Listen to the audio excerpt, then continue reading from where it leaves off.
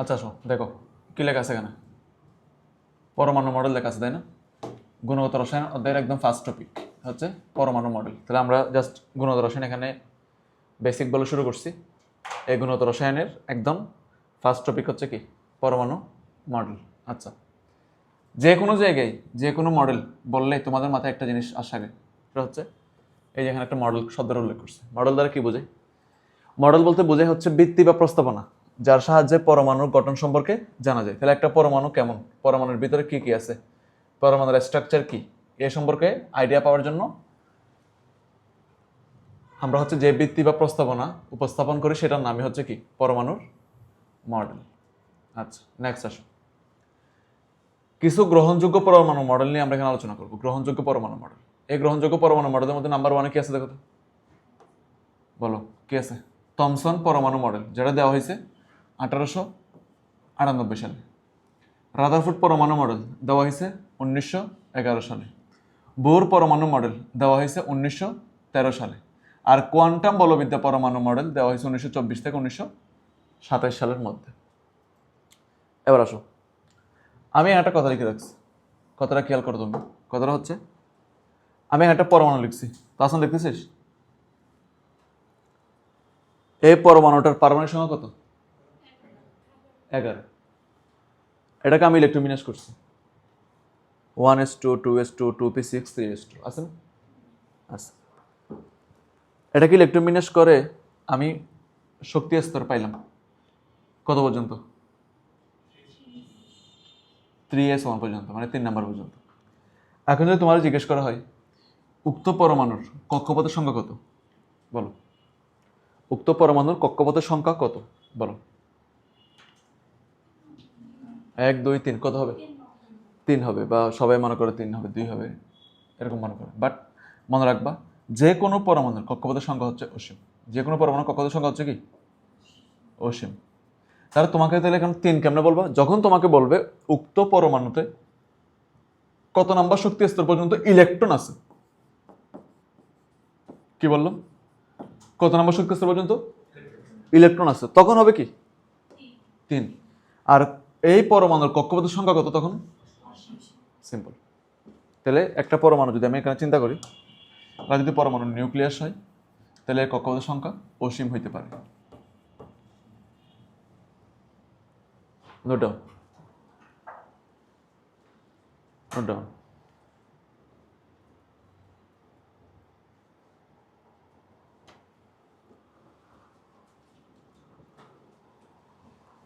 মোটামুটি লেভেলের বুঝতে পারতেছো যে কি বলতেছি?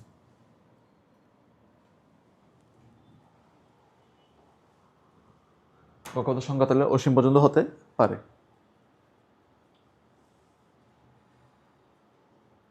লিখেছো? লিখেছো? নেক্সট আসো এবার। এবার হচ্ছে আমরা প্রথম পরমাণু মডেল। প্রথম পরমাণু মডেল তোমরা কি লিখছিলে বলো? প্রথম পরমাণু মডেল কি লিখছিলে? থমসন পরমাণু মডেল, রাইট। থমসন পরমাণু মডেল।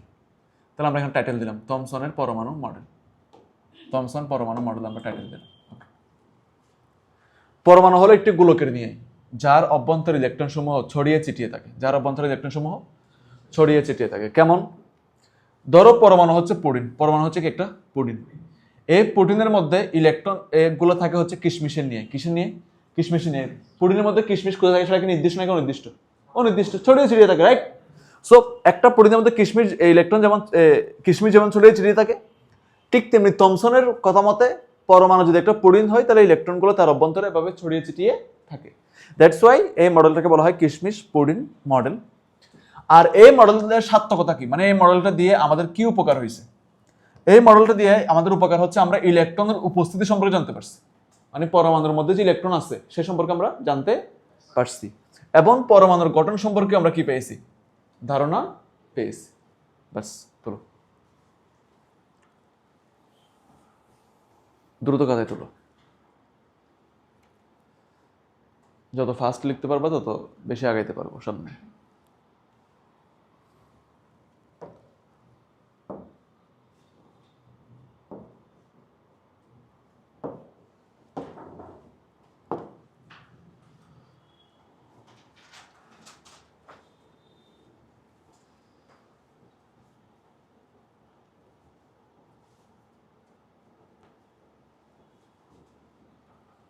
রূপার পাশের জনের নাম কি? আয়েশা। আয়েশা কি ফার্স্ট ক্লাস? তাইলে মাঝখানে অনেকদিন গ্যাপ। তুমি সিটি কলেজের? হ্যাঁ ভাইয়া, তো সব মনে থাকে। আমার কাছে একটা স্টুডেন্ট একদিন পড়লে হয়, তার ডাটা সব মনে থাকে মাথায়। নাম ভুলে যায় অনেক সময়, কিন্তু ডাটা মনে থাকে।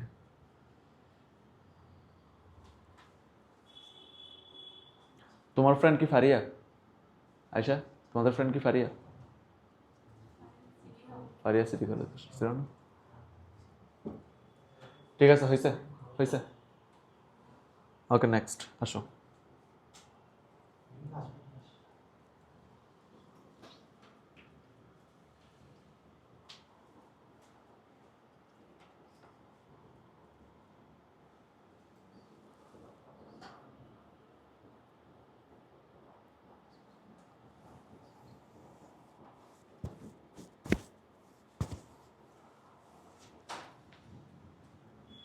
কমপ্লিট?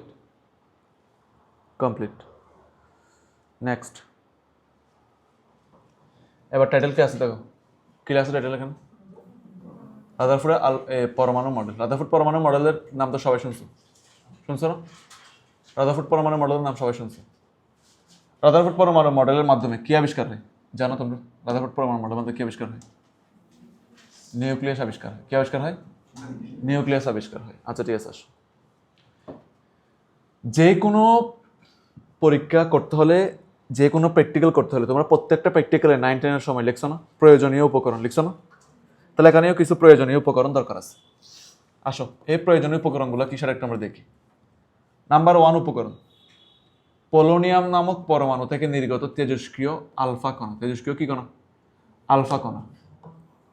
এখন তোমাকে যদি জিজ্ঞেস করা হয় এই তেজস্ক্রিয় কণা আর কি কি আছে, তাহলে তোমাকে বলতে হবে বিটা কণা, গামা কণা। বিটা আর হচ্ছে কি গামা। তাহলে 3টা কণার কথা আমি অলরেডি বললাম। একটা হচ্ছে কি আলফা, একটা হচ্ছে কি বিটা, আর একটা হচ্ছে কি গামা। এছাড়াও এখানে কি ইউজ করা হয়? পাতলা সোনার পাত। এখানে কি ইউজ করা হয়? জিঙ্ক সালফেট, পর্দা। আর কি ইউজ করা হয়? লেড ব্লক ইউজ করা হয়। তাহলে মোটামুটি লেভেলের ভাবে তুমি জেনে ফেললা যেখানে কি কি আছে, প্রয়োজনীয় উপকরণগুলো কি সেটা তুমি জেনে ফেললা। ঠিক আছে, এবার আসো। এখানে বিজ্ঞানী রাদারফোর্ড যে রাদারফোর্ডের যে সহযোগী ছিল, রাদারফোর্ডের যে সহযোগী ছিল মার্সডেন ও গাইগার, তারা হচ্ছে মূলত এই পরীক্ষাটা করছে। এই পরীক্ষাটা যেহেতু আলফা কণা দিয়ে করা হয়, তাই এই পরীক্ষাটার নাম দেওয়া হয়েছে alpha particle test. Alpha particle test. Alpha particle test. আচ্ছা, আলফা পার্টিকল টেস্ট। এই পরীক্ষাটা পরিচালনা করছে কে কে? সায়েন্টিস্ট গাইগার, সায়েন্টিস্ট মার্সডেন এই পরীক্ষাটা কি করছে? পরিচালনা করছে। তাহলে গাইগার ও মার্সডেন এই পরীক্ষা কি করছে? পরিচালনা করছে। এই পরীক্ষা পরিচালনা কিভাবে করছে, কি পরীক্ষায় কি ফলাফল পাইছে সেই কথাটা আমি পরে যাব। তার আগে আমি তোমাকে একটু আলফা কণা সম্পর্কে একটু ধারণা দিই। আলফা কণা কি যদি জিজ্ঞেস করা হয়, তাহলে প্রথমে এই কথাটা বলতে হবে, দ্বিধনাত্মক হিলিয়াম নিউক্লিয়াসকে বলা হয় আলফা কণা। দ্বিধনাত্মক হিলিয়াম নিউক্লিয়াসকে কি বলা হয়? আলফা কণা বলা হয়। আলফা কণার 4-2, এই যে হিলিয়াম 2+, এই সংকেতটা আলফা কণার সংকেত। আলফা কণার তাহলে আমরা ইলেকট্রোমিনাস করলে, আমি হিলিয়ামের ইলেকট্রোমিনাস করলে আমি কি পাই? 1s2। দ্বিধনাত্মক মানে কি? 2টা ইলেকট্রন ছেড়ে দিছে। তাহলে 1s2 থেকে কত হয়ে গেছে? 1s0 হয়ে গেছে। তাহলে 1s যখন 0 হয়ে গেছে, তখন এখানে ইলেকট্রন নাই। কিন্তু এখানে প্রোটন আছে কয়টা? 2টা। আর নিউট্রন আছে কয়টা? 2টা। না, বর সংখ্যা 4। বর সংখ্যা 4 থেকে প্রোটন সংখ্যা বাদ দাও। এই যে বর সংখ্যা equal to proton plus neutron. তাহলে বর সংখ্যা থেকে প্রোটন সংখ্যাকে বাদ দাও, তাহলে বাকি থাকবে কি? নিউট্রন সংখ্যা। তাহলে 4 থেকে 2কে বাদ দিলে বাকি থাকবে কত? 2। দ্যাটস ওয়াই এখানে নিউট্রন সংখ্যা হবে কত? 2। তাহলে আলফা কণার মধ্যে প্রোটন সংখ্যা 2, নিউট্রন সংখ্যা 2, ইলেকট্রন সংখ্যা 0। Note down.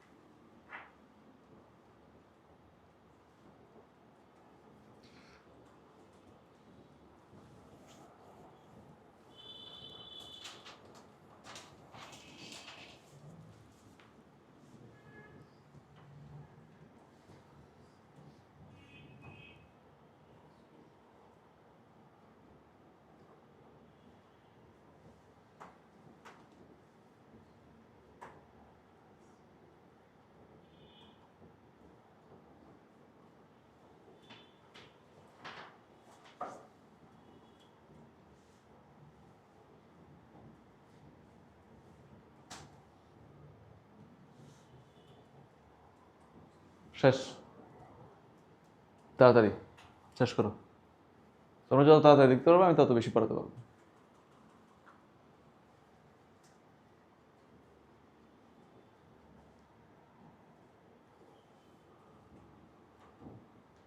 আচ্ছা, তাহলে মোটামুটিভাবে এটাও কমপ্লিট, মোটামুটিভাবে এটাও কমপ্লিট। হ্যাঁ, বর সংখ্যা মানেই তো ভাইয়া এ, তাহলে equal to P plus N, proton plus neutron. তাহলে নিউটন সংখ্যা ইকুয়াল টু এ মাইনাস কি হবে, পি। বুঝতে পারছো? তাহলে এবার নেক্সট গেলাম। লেখা শেষ করেছো? করেছো শেষ, গুড। ওর নামটা আমি বারবার বলে যাই, আবার বলো তো। আরাফাত। আরাফাত দুইটা, তাহলে একটা বন্ড একটা ভালো নাকি? আচ্ছা, এবার আমরা এই টেস্টটা করবো। হ্যাঁ, চিত্র দেখে বই পাওয়ার কোনো দরকার নেই, খুবই ইজি জিনিস। ঠিক আছে, আমরা তো বই পেয়ে যাবো, মুছে ফেলি।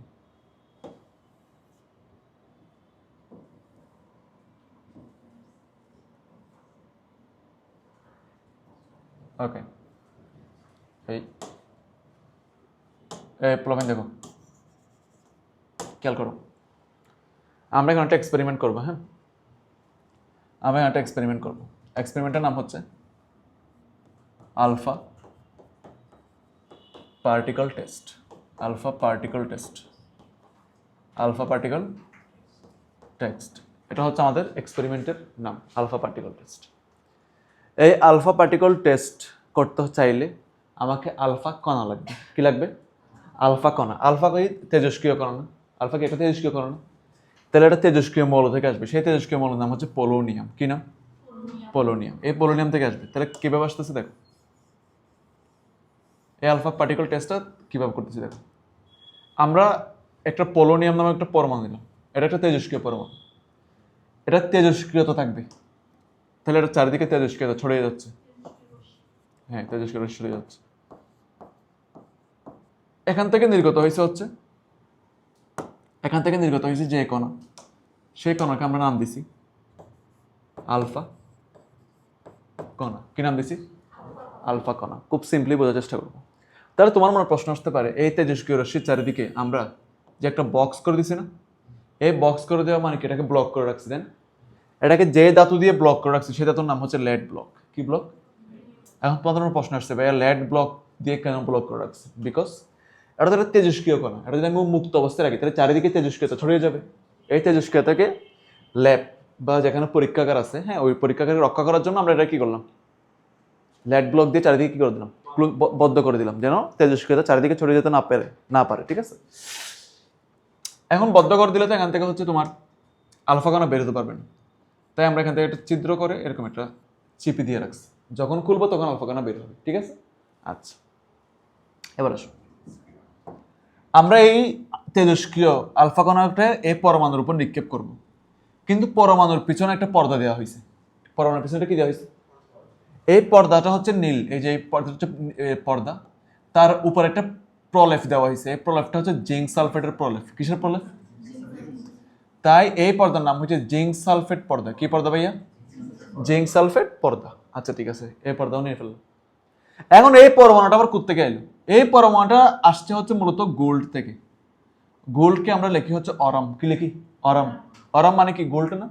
তাহলে পাতলা সোনার পাতে অসংখ্য পরমাণু আছে, এখান থেকে আমরা একটা পরমাণুকে পৃথক করলাম। কয়টা পরমাণু? একটা পরমাণুকে পৃথক করে আমরা এখানে নিলাম। ঠিক আছে, এবার আমরা এখানে আলফা কণাগুলো নিক্ষেপ করবো। তাহলে আলফা কণাগুলো যদি নিক্ষেপ করি, ভাইয়া আসো আলফা কণাগুলোকে সুন্দর করে নিক্ষেপ করি আমরা। এখান থেকে আমি আলফা কণা নিক্ষেপ করতেছি। আসো, মনে করো আমি প্রথমে আলফা কণা নিক্ষেপ করলাম। এবার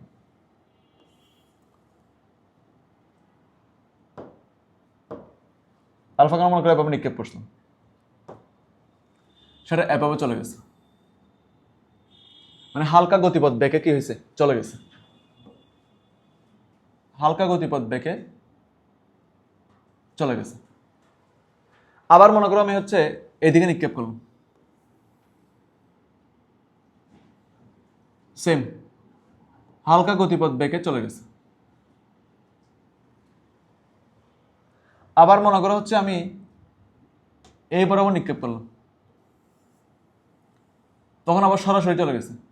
আমি আবার মনে করি এদিকে নিক্ষেপ করলাম, তখন আবার সরাসরি চলে গেছে। এরকম আমি অসংখ্যবার নিক্ষেপ করলাম এটাতে, এরকম অনেকগুলো রশ্মি নিক্ষেপ করলাম, অনেকগুলো রশ্মি নিক্ষেপ করলাম। হ্যাঁ, অনেকগুলো রশ্মি নিক্ষেপ করলাম লাইক দিস। তাহলে এখানে অনেকগুলো রশ্মি নিক্ষেপ করলাম, আমি সরাসরি চলে যাচ্ছে এমন। অনেকগুলো রশ্মি নিক্ষেপ করলাম, অনেকগুলো রশ্মি নিক্ষেপ করলাম, যারা সরাসরি চলে যাচ্ছে। আচ্ছা, গেল, সরাসরি চলে যাচ্ছে। এখন চলে গিয়ে পর্দার উপর পড়তেছে, যেখানে যেখানে পড়তেছে সেখানে এক ধরনের আমরা বিকিরণ দেখতে পাচ্ছি। কি দেখতে পাচ্ছি? বিকিরণ দেখতে পাচ্ছি। সেই বিকিরণটা কেমন স্যার? লাইক দিস, এরকম আমরা বিকিরণ দেখতে পাচ্ছি যেখানে যেখানে পড়তেছে। সেখানে সেখানে আমরা কি দেখতে পাচ্ছি? পর্দার উপর এক ধরনের কি দেখতে পাচ্ছি? আলোর বিকিরণ দেখতে পাচ্ছি বা প্রতিপ্রভা দেখতে পাচ্ছি। এখন আসো, আমি আরেকটা আলফা কণাকে সরাসরি এই মাঝ বরাবর নিক্ষেপ করলাম, একদম এই নিউক্লিয়াসের বরাবর নিক্ষেপ করলাম। তখন কি হয়েছে? তখন কি হয়েছে? যখন আমি একদম ঠিক মাঝ বরাবর নিক্ষেপ করলাম, তখন কি হয়েছে দেখো। তখন কি হয়েছে দেখো, আলফা কণাটা সামনে ওইদিকে যায়নি, ব্যাত করে ওই পাশে যায়নি।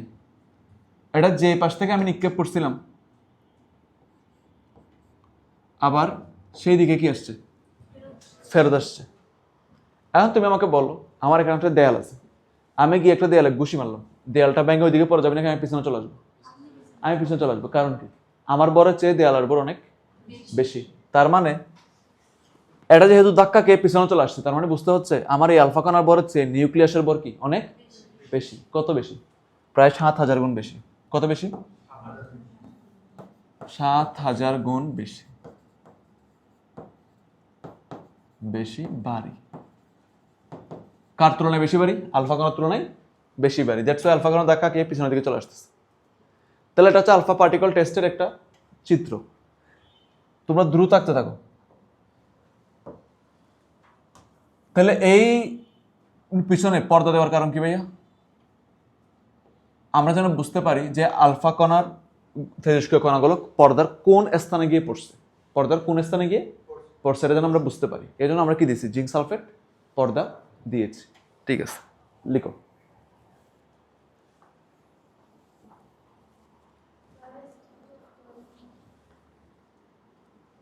এই দাও, বাঙালি তো এসি এসি সহ্য হচ্ছে না।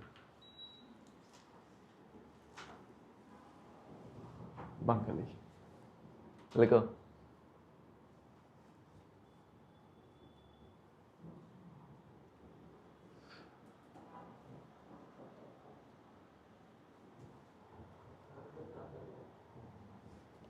হয়েছে?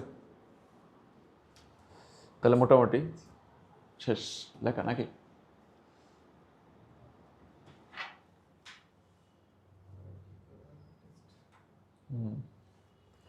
এখন এই আলফা পার্টিকল টেস্ট থেকে আমরা অনেকগুলো কথাবার্তা লিখবো আর কি। হ্যাঁ,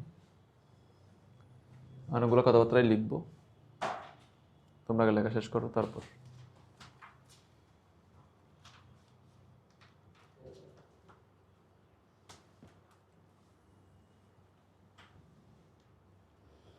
সবাই তো মূল বই নিয়ে আসছো মনে হয়, কেমিস্ট্রি। Very good. আমি তো গ্রুপে বলছিলাম আজকে মূল বই আনতে। মূল বই লাগবে, ওই যে এমসিকিউ সলভ করাবো তো মূল বইটা লাগবে। হয়েছে মোটামুটি? আচ্ছা,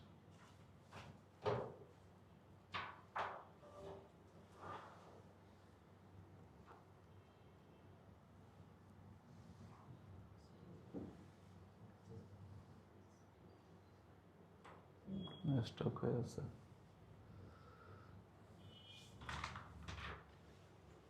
আচ্ছা, তোমাদের মূল বইয়ে যাও, মূল বইয়ে যাও, মূল বই খুলো। মূল বইয়ের আমি পেজ নাম্বার বলি। মূল বই খুলো, মূল বইয়ের পেজ নাম্বার বলি। হ্যাঁ, একদম প্রথম পেজে আসো। গুণগত রসায়ন আসছো? প্রথম পেজে এসে কি লেখা আছে? কি লেখা আছে পড়ো।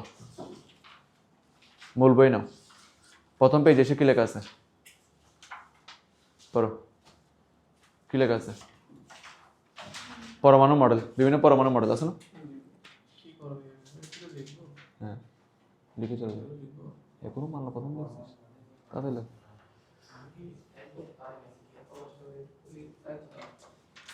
এই লিখে তো আচ্ছা তাহলে প্রথম পরমাণু মডেল আছে না এরপর কি আছে রাদারফোর্ডের আলফা কণা পরীক্ষা আছে কিনা এবার রাদারফোর্ড আলফা কণা পরীক্ষার মধ্যে প্রথমে কি কথা লেখা আছে দেখো প্রয়োজনীয় উপকরণ আছে হ্যাঁ হ্যাঁ এবার আলফা কণার বৈশিষ্ট্য আছে কিনা দেখো তো নিচের দিকে আছে আলফা কণার বৈশিষ্ট্যগুলো একটু পড়ো নিজেরা আলফা কণার বৈশিষ্ট্যগুলো এবার পড়ো নিজেরা কি লেখা আছে প্রথম বৈশিষ্ট্য কি লেখা আছে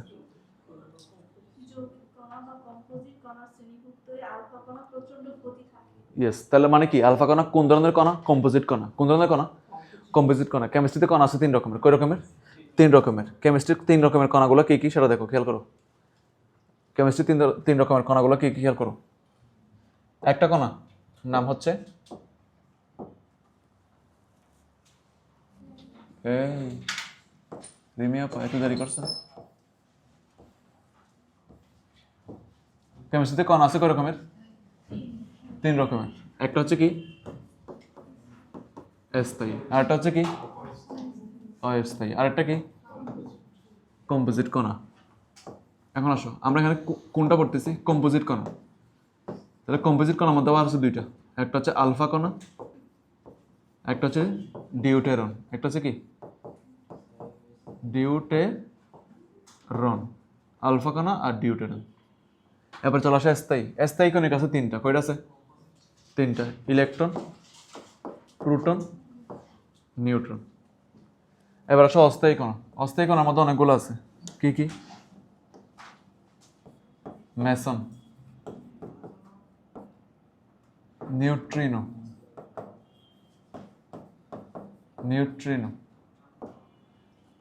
মেসন নিউট্রিনো তারপর হচ্ছে তোমার বোসন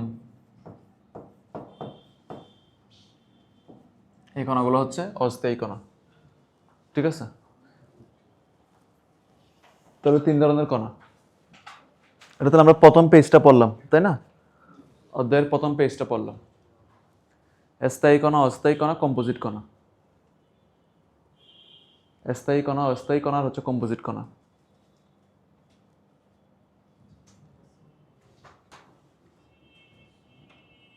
নিউট্রিনো বোসন আর অনেক কণা আছে গ্লুয়ন সহ হাবি যাবে মোট কথায় যে ইলেকট্রন প্রোটন নিউট্রন বাজার বাকি যেগুলো কণা হবে সবগুলো হচ্ছে কি অস্থায়ী ঠিক আছে তার মধ্যে একটা স্পেশাল টাইপ আছে সেই টাইপের নাম হচ্ছে কম্পোজিট কণা এটার নাম কেন কম্পোজিট বলতে পারবো বলো কম্পোজিট মানে কি কম্পোজিশন মানে মিশ্রণ যেমন মনে করো আলফা কণার মধ্যে কি ছিল প্রোটন ছিল কিনা তোমাকে পড়েছি একটু আগে নিউট্রন ছিল কিনা তার মানে দুইটা কণার মিশ্রণ হয়ে এটা তৈরি করছে দ্যাটস এটা হচ্ছে কম্পোজিট কণা এটা কি কণা কম্পোজিট কণা তো সহজ করে বলা হয় মৌলিক কণা কয় রকমের রসায়নে 3 রকমের মৌলিক কণা কয় রকমের 3 রকমের আচ্ছা ঠিক আছে পারবেন ইনশাআল্লাহ ওকে এবার আমরা যেখানে ছিলাম আমরা কোথায় ছিলাম আলফা কণার বৈশিষ্ট্য রাইট হ্যাঁ আলফা কণার বৈশিষ্ট্য বলো তারপর কি লেখা আছে আলফা কণার বৈশিষ্ট্য এটা হইলো আচ্ছা তারপর কি লেখা আছে বলো কম্পোজিট কণা এটা তো পারছো তাই না আচ্ছা আলফা কণার বর কত লেখা আছে 4 আছে না আলফা কণার বর হচ্ছে 4 ঠিক আছে এবার এরপরে কি লেখা আছে প্রয়োজনীয় উপকরণ আছে কি না উপকরণের মধ্যে নাম্বার 1 কি লেখা আছে তেজস্ক্রিয় নির্গত আলফা কণা তেজস্ক্রিয় মৌলটা কি পোলোনিয়াম পিও লিখে রাখো পাশে তেজস্ক্রিয় মৌলটার নাম হচ্ছে পোলোনিয়াম এখানে যে তেজস্ক্রিয় মৌলটার কথা বলেছে সেই তেজস্ক্রিয় মৌলটার নাম হচ্ছে কি পোলোনিয়াম ঠিক আছে তারপর পাতলা সোনার পাত তোমাদেরকে দেখাইছি কিনা পাতলা সোনার পাত কেন সেখান থেকে পরমাণু পৃথক করছিল তাই না আচ্ছা তারপর জিঙ্ক সালফেট আবরণ কেন দেবো যেন আলফা কণা কোথায় পড়ছে তার প্রতি প্রভাব যেন আমরা কি করতে পারি বুঝতে পারি তারপর হ্যাঁ এবার হচ্ছে পরীক্ষার বর্ণনা এবার পরীক্ষার বর্ণনা পড়ো আয়েশা পড়ো পরীক্ষার বর্ণনা কি লেখা আছে বিজ্ঞানী রাদারফোর্ড প্রচন্ড শক্তি সম্পন্ন দ্বিধর্মাত্মক চার্জযুক্ত আলফা কণাসমূহকে একটি পাতলা সোনার পাতের উপর টার্গেট বা নিক্ষেপ করেন হ্যাঁ ওয়েট তাহলে পাতলা সোনার পাতের উপর নিক্ষেপ করছে কেন সেখানে কি আছে পরমাণু আছে তাহলে ওই পরমাণুর উপরে নিক্ষেপ করছে কাকে নিক্ষেপ করছে আলফা কণাকে নিক্ষেপ করছে আচ্ছা আলফা কণাকে নিক্ষেপ করলো তারপর সোনার পাতের চারিদিকে ঘিরে জিঙ্ক সালফাইড আবরণযুক্ত একটি গোলাকার পর্দা রাখেন এই যে চারিদিকে হচ্ছে আমাদের কি আছে জিঙ্ক সালফেট কি আছে পর্দা আছে তারপর জিঙ্ক সালফাইড আবরণীর উপর পতিত আলফা কণা আলোকছটা সৃষ্টি করে। হ্যাঁ, আলোকছটা সৃষ্টি করে। এই যে আলোকছটা সৃষ্টি করছে দেখতে পাচ্ছ, এই যে এখানে স্টারগুলো দেখতে পাচ্ছ, এগুলো হচ্ছে কি একটা আলোকছটা সৃষ্টি করছে, রাইট? আচ্ছা, চলে গেল এটা, ঠিক আছে।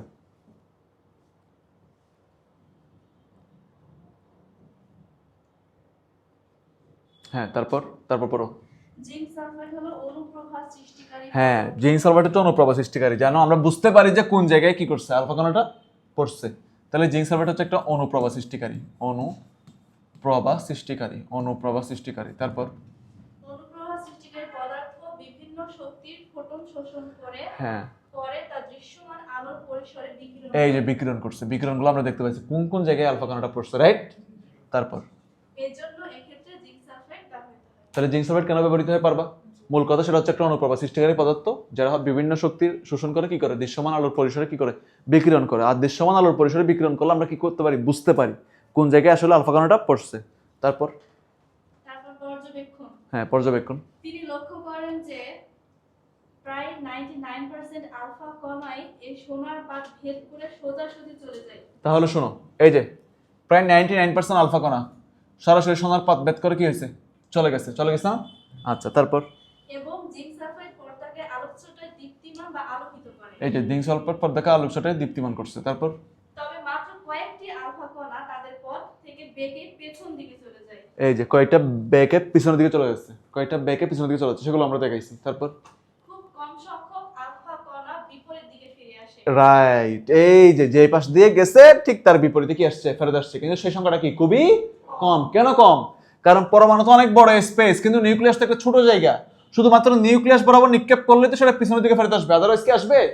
হ্যাঁ, তারপর সিদ্ধান্ত। হ্যাঁ, সিদ্ধান্ত। পরীক্ষা থেকে রাদারফোর্ড নিম্নোক্ত সিদ্ধান্ত গ্রহণ করে: এক, হ্যাঁ, পরমাণুর অধিকাংশ স্থানই ফাঁকা। তাহলে এখান থেকে আমরা সিদ্ধান্তগুলো কি কি পাইছি, রাদারফোর্ড আলফা কণা পরীক্ষা থেকে আমরা সিদ্ধান্তগুলো কি কি পাইছি, আসো। আচ্ছা, এটা তো বলছি,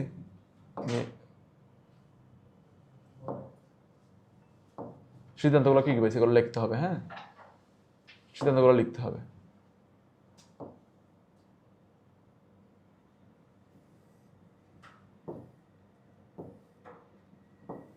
সিদ্ধান্ত, আচ্ছা আসো, মূল বই থেকেই দেখাই, সিদ্ধান্ত সব মূল বই থেকেই দেখাই। হ্যাঁ, আসো।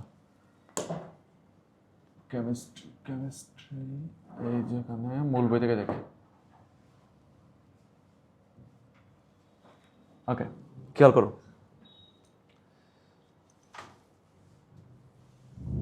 আমরা এই অধ্যায়টার প্রথম পেজটা পড়লাম, সেকেন্ড পেজটা পড়লাম, এখন হচ্ছে এখানে সিদ্ধান্তের মধ্যে আছি, পর্যবেক্ষণ আছি, এখানে সিদ্ধান্তের মধ্যে আছি। সিদ্ধান্তের মধ্যে প্রথম সিদ্ধান্ত কি লেখা আছে দেখো তো, পড়ো তো, কি লেখা আছে?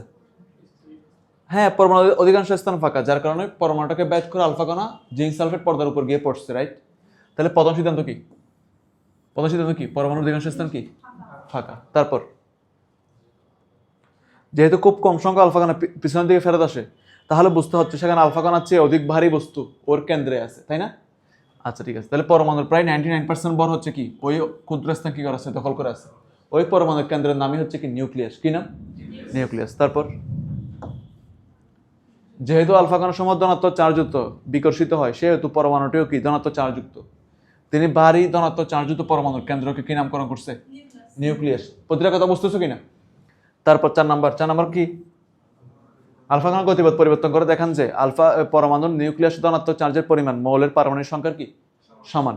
তাহলে রাদারফোর্ড জানতেন আলফা কণার ভর ইলেকট্রনের কণার চেয়ে কত গুণ বেশি?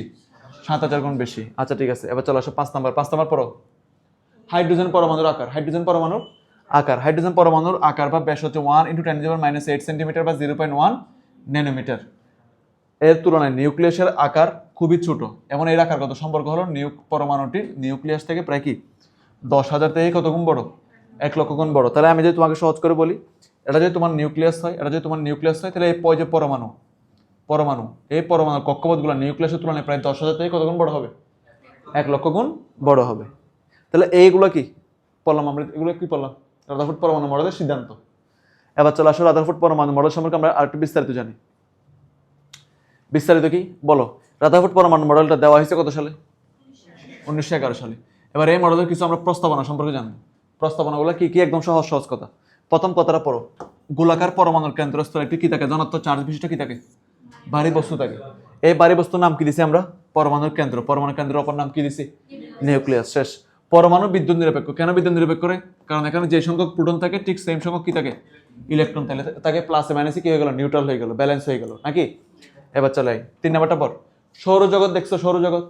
সৌরজগতে কি হয়, মাঝখানে থাকে সূর্য আর চারিপাশে কি থাকে, হ্যাঁ মাঝখানে সূর্য থাকে, চারিপাশে হচ্ছে তোমার গ্রহ উপগ্রহ এগুলো থাকে, থাকে কি থাকে না। তাহলে এটা হচ্ছে তোমার সৌরজগতের সাথে তুলনা করছে, ঠিক তেমনি মাঝখানে নিউক্লিয়াস, চারিদিকে কি ইলেকট্রনগুলো, ঠিক আছে। সৌরজগতের সাথে তুলনা করছে, যেহেতু সৌরজগতের সাথে তুলনা করছে তাই এই মডেলকে বলা হয় সোলার সিস্টেম অ্যাটম মডেল। কি বলা হয়, সোলার সিস্টেম অ্যাটম মডেল বা nuclear model. Solar system atom model বা কি নিউক্লিয়ার মডেল। বুঝছো কি বুঝো নাই? আচ্ছা গুড। নেক্সট, এবার আসো, আমরা যে কোনো পরীক্ষা করলে কিছু সীমাবদ্ধতা মানে ভুল ত্রুটি কিছু থাকেই। সেই ভুল ত্রুটিগুলো যেহেতু উনি বিজ্ঞানী, বড় বিজ্ঞানী, তাই ওনার ভুল বলা যাবে না, বলতে হবে কি সীমাবদ্ধতা। ভুল বললে উনি মাইন্ড করবে, ঠিক আছে। তাই কি বলতে হবে, সীমাবদ্ধতা বলতে হবে। এখন আছে সীমাবদ্ধতা।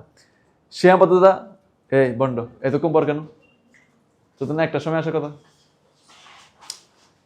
আমি জানতাম না তোরা ক্লাস মিস করবি, তাই দেখ ক্লাস রেকর্ড করে রাখছে, বুঝছিস। হ্যাঁ লেখো, রাদারফোর্ড মডেলের সীমাবদ্ধতা। সীমাবদ্ধতা মানে কি, উনি কিছু কিছু জিনিস উপস্থাপন করতে গিয়ে ভুল করছে। এবার আমরা এই ভুলগুলোকে বলতেছি লিমিটেশনস। কি বলতেছি, লিমিটেশনস। ওকে, তাহলে এই লিমিটেশনসগুলো কিভাবে আসছে সেটা একটু দেখি আমরা। প্রথম লিমিটেশন দেখো, সৌরজগতের গ্রহগুলো সামগ্রিকভাবে চার্জবিহীন, অথচ পরমাণুতে ইলেকট্রন সমূহ হচ্ছে ঋণাত্মক চার্জে পরস্পর বৈদ্যুতিক বল দ্বারা বিকর্ষণ করে। অপরদিকে মহাকর্ষ বল দ্বারা গ্রহসমূহ আকর্ষণ করে, ফলে গ্রহগুলোর সাথে ইলেকট্রনের তুলনা সঠিক হয়নি। তাহলে এবার ব্যাপারটা আমি বুঝাই বল। তুমি কি জীবনে শুনছো মঙ্গল গ্রহ পজিটিভ চার্জ, বুধ গ্রহ নেগেটিভ চার্জ, এর মানে কোনোদিন শুনছো? তাহলে যেহেতু শুনো নাই, তার মানে কি গ্রহসমূহের কোনো কি নেই, চার্জ নেই। গ্রহসমূহের কোনো কি নির্দিষ্ট চার্জ নেই। কিন্তু পরমাণুর যে ইলেকট্রন, পরমাণুর যে হচ্ছে প্রোটন, এগুলো চার্জ আছে কি নেই। তাহলে ইলেকট্রন প্রোটনের সাথে যে গ্রহগুলোর তুলনা করেছে, এই তুলনা কি সঠিক হয়েছে, সঠিক হয়নি।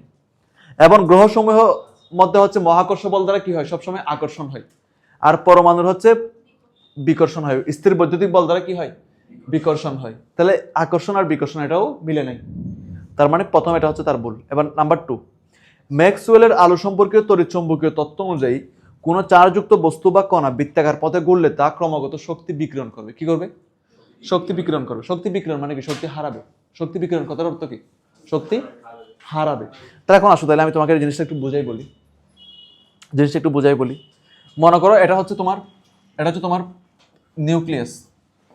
এখানে মনে করো পরমাণু আছে। এই পরমাণুগুলো যদি কন্টিনিউয়াসলি আবর্তন করে তাহলে হচ্ছে শক্তি হারাবে। শক্তি হারিয়ে কি করবে সেটা বলতেছি তোমাকে। দেখো, শক্তি হারিয়ে একটা সময় এই ইলেকট্রনগুলো কোথায় পতিত হবে, নিউক্লিয়াসে পতিত হবে। কিন্তু তুমি কি আদৌ কোনোদিন শুনছো যে ইলেকট্রন নিউক্লিয়াসে পতিত হয়, শুনছো? তাহলে ইলেকট্রন নিউক্লিয়াসে পতিত হয় এমন ঘটনা কোনোদিন শুনো নাই। এর কারণ কি, এর কারণ হচ্ছে ইলেকট্রন সমূহ নিউক্লিয়াসে কেন থাকতে পারে না। আচ্ছা তোদেরকে সেটা প্রশ্ন করি, সে প্রশ্নটা দেখি তোদের কয়জন মাথায় আসে। আমরা জীবন পড়ে আসছি যে পরমাণুর যে স্ট্রাকচার, এরা যদি পরমাণুর কক্ষপথ হয়, ঠিক মাঝখানে থাকবে হচ্ছে নিউক্লিয়াস, রাইট। এই যেটা মনে করা হচ্ছে নিউক্লিয়াস, এই যেটা নিউক্লিয়াস, পরমাণুর নিউক্লিয়াস দিলাম। এখন এই পরমাণুর নিউক্লিয়াসটা হচ্ছে মনে করো পরমাণুর নিউক্লিয়াস দিলাম। এখন তোমরা আমাকে বলো নিউক্লিয়াসে কি কি থাকে, তোমরা জীবন পড়ে আসছো, বলো নিউক্লিয়াসে কি কি থাকে। Electron, proton, neutron.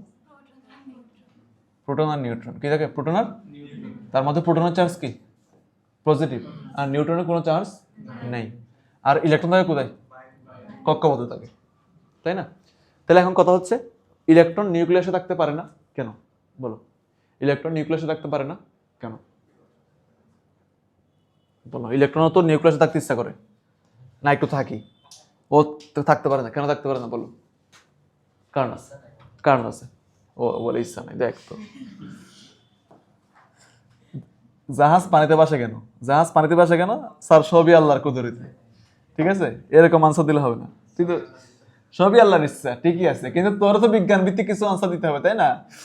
ইলেকট্রনের হচ্ছে শক্তি হচ্ছে 4 মেগাইলেক্ট্রোভোল্ট। অন্যদিকে ইলেকট্রন যদি নিউক্লিয়াসে থাকতে হয় তাহলে তাকে শক্তি লাগবে হচ্ছে 23 মেগাইলেক্ট্রোভোল্ট। তাহলে এই 23 মেগাইলেক্ট্রোভোল্ট অনেক বেশি এনার্জি, আর এখানে হচ্ছে কি ইলেকট্রনের আছে কি অনেক কম এনার্জি। দ্যাটস ওয়াই সে হচ্ছে কি করতে পারে না, ইলেকট্রন অবস্থান করতে পারে না। বুঝতে পারছো? আচ্ছা, নেক্সট আসো। এইগুলো অনেক ডিপ আলোচনা আছে, এগুলো আমরা সামনে পড়ব, অসুবিধা নেই। এখন আসো ম্যাক্সওয়েল আর তড়িৎচুম্বকীয় তত্ত্ব, তাহলে ধীরে ধীরে কমতে থাকবে। এই ক্ষেত্রে ইলেকট্রন সমূহ ক্রমশ শক্তি হারিয়ে কোথায় পতিত হবে? নিউক্লিয়াসে পতিত হবে। কিন্তু এমনটা বাস্তবে কি নয়, সম্ভব নয়। এবার চলে আসো 3 নম্বর। 3 নম্বর কি লেখা আছে? হাইড্রোজেন পরমাণুর বর্ণালী সম্পর্কিত কোনো কথাবার্তা উনি বলতে পারেনি। এবং 4 নম্বর কি লেখা আছে? ইলেকট্রনের কক্ষপথের আকার ও আকৃতি সম্পর্কিত কোনো কথাবার্তা রাদারফোর্ড পরমাণুর মডেল দেওয়া হয় নাই।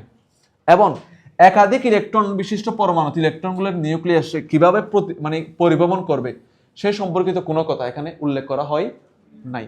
তাহলে আমি বুঝলাম যে একটা নিউক্লিয়াস হইলে এভাবে ঘুরে ঘুরে পতিত হবে, কিন্তু একাধিক নিউক্লিয়াস থাকলে, একাধিক ইলেকট্রন থাকলে কিভাবে নিউক্লিয়াসের এখানে আবর্তিত হবে সেই সম্পর্কিত কোনো কথা এখানে বলা হয় নাই।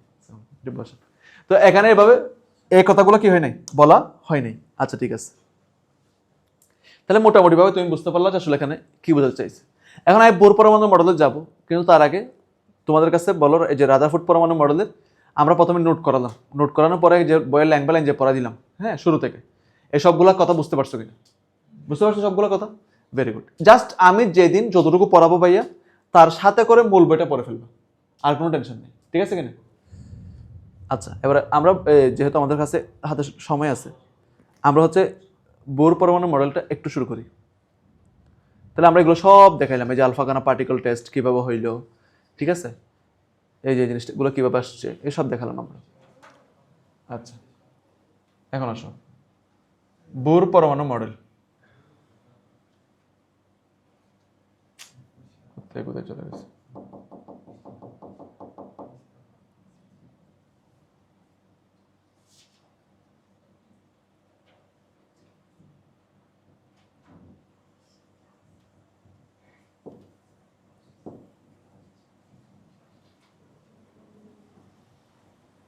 আচ্ছা, প্রতিদিন এই সময় কেন বৃষ্টি আসে আমি পড়ানোর সময়? খুবই কষ্টের কথা এটা আসলে। আমি যে পড়ানো শুরু করবো সেই বৃষ্টি, সেটাই।